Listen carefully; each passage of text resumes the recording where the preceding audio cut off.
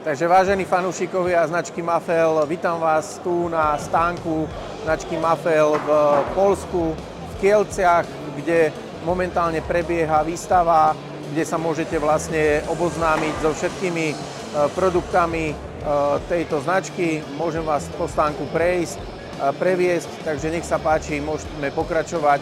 Takže je tu samozrejme naša Erika 85-ka, nový paralelný doraz, ktorý je možné vlastne na nej takýmto spôsobom použiť.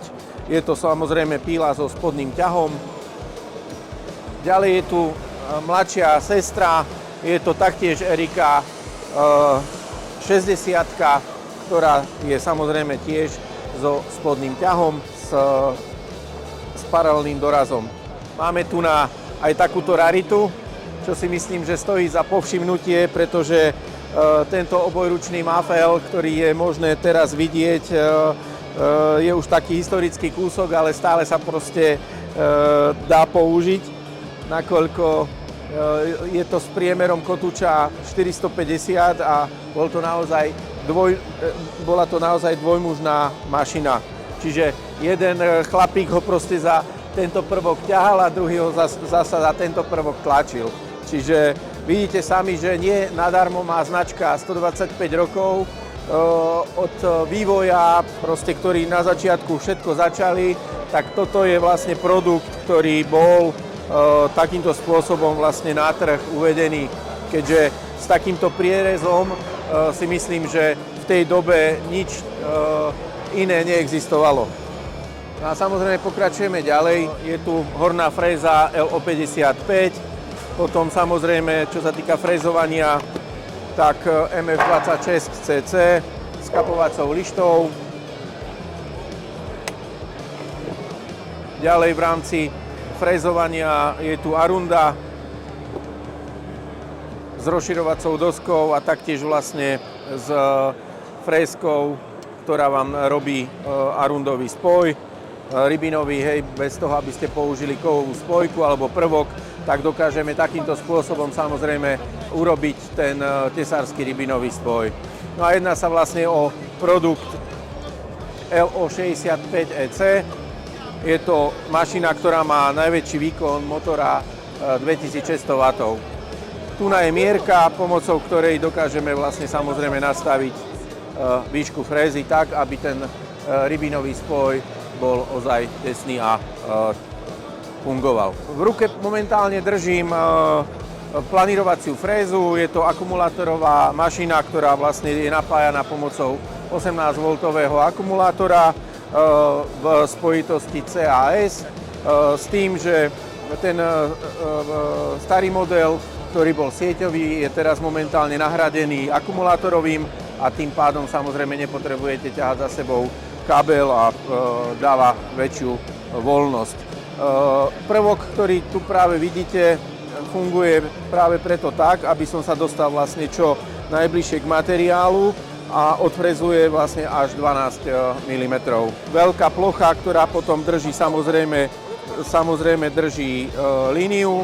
Vážení fanúšikovia značky Mafell, takže ukázali sme si planírovaciu frézu, je to PF80 v akumulátorovej verzii, kde využívame všetky akumulátory typu CAS a ďalším produktom, ktorý vlastne v tejto akumulátorovej verzii je samozrejme fréza na rinaháky.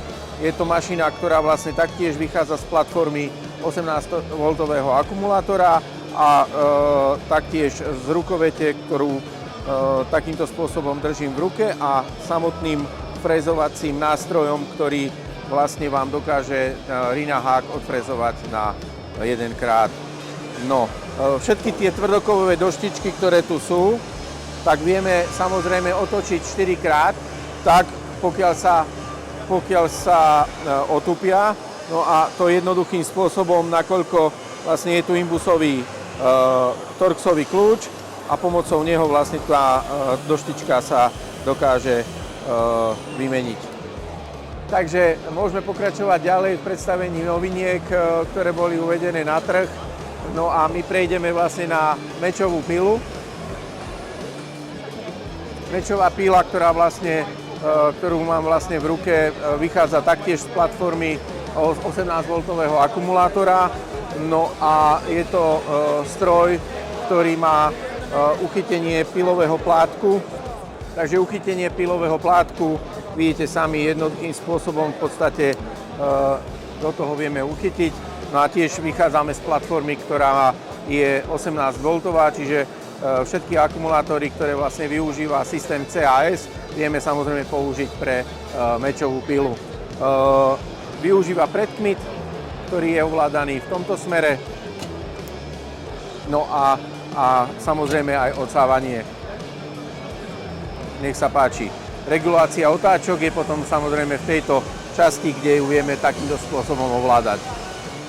No a do ruky sa mi dostáva uhlová brúska, keďže všetci ju poznáme, nakoľko je to veľmi dobrý pomocník v rámci delenia materiálu.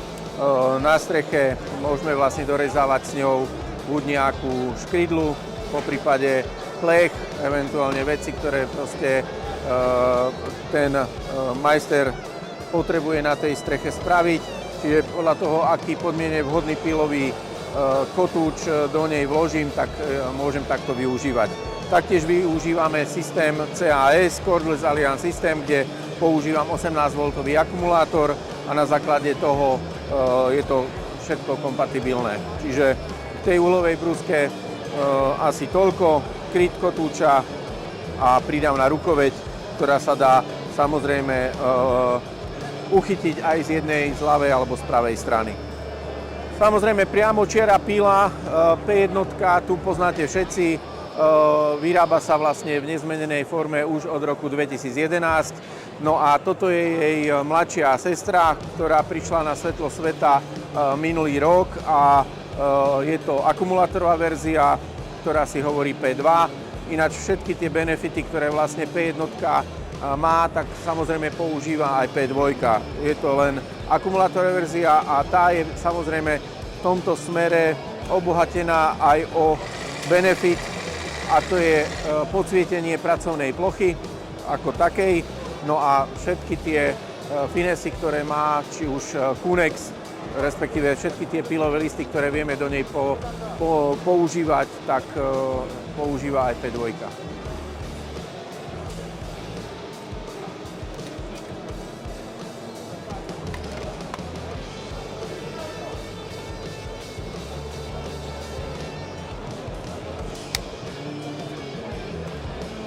Ďalej, pretože Mafel má vo svojom portfóliu kapovacie pilové systémy, preto neponúka pokosové píly, pretože v konečnom dôsledku kapovací pilový systém nahrádza pokosovú pílu, hlavne v tom smere, že ju dokáže tú prácu zefektívniť a pretaviť ju do vášho zisku.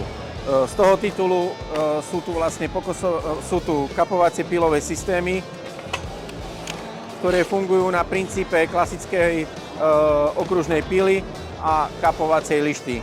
Kapovacia lišta má dva pražce, ktoré sú od spodu, jeden je pevný a druhý je posuvný, čiže vždycky ten uhol, ktorý vlastne s tou pilou chcem odpíliť, tak ten prážec si vlastne posuniem na ňu.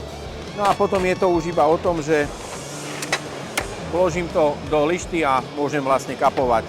Hĺbka pílenia, nastavenie a taktiež uhol. Kapovacie pilové systémy, je ich niekoľko, začíname v podstate s najmenším, ktorý je tu. Je to KSS 40 v akumulátorovej verzii, KSS 40. Už len samotné číslo hovorí, že vlastne píli do 40 mm hĺbky pri 90 stupňoch. No a je to vlastne veľmi jednoduché, nakoľko kryt kotúča sa odkrýva tu a potom je tu kail, ktorý je vlastne posuvný. A ten vystrelí do materiálu až vtedy, keď sa do ňoho vnorím. No a je to najmenší pilový kapovací systém, ktorý má Mafel v ponuke, pretože pri priemere kotúča 120 mm dosiahli maximum z tej pily, pretože idete do hĺbky 40 mm. No a keďže sa jedná o pílu kapovaciu, taktiež vlastne sa dá dať z lišty dole. Čiže to je 40, baterková verzia, sieťová verzia Potom pokračujeme na 60, ale medzi ňou je ešte samozrejme 50. Tu je sieťová verzia a taktiež akumulátorová verzia. No a tieto všetky produkty, ktoré som vám vlastne teraz predstavil, vás pozývam pozrieť si aj na strechy Praha, ktoré sa budú vlastne konať v Českej republike v Letňanoch dňa 12., 13. a 14. februára 2026, kde ste srdečne vítaní. Takže nech sa páči, teším sa na vás, majte sa.